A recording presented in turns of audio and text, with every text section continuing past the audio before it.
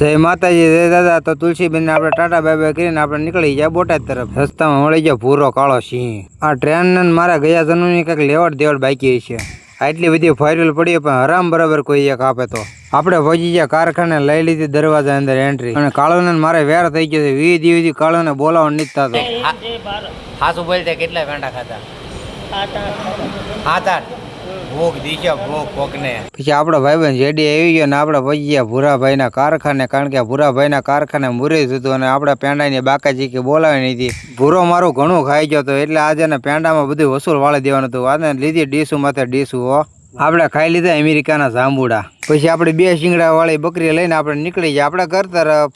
આ બિલ્ડિંગમાં ન રહેવું હોય તો હુલિયા બનાવતા છે. આ ટ્રેને તો હદ ગીરી છે હવે, નકરી જ્યાં જ્યાં ભેગી સાથ જ કરે. પછી આપણે નીકળી ગયા પાછા ઘર તરફ. અને આજનો વિડીયો ગમ્યો હોય તો લાઈક, શેર, સબસ્ક્રાઈબ કરવાનું ભૂલતા નહીં. તો બધાને જય માતાજી.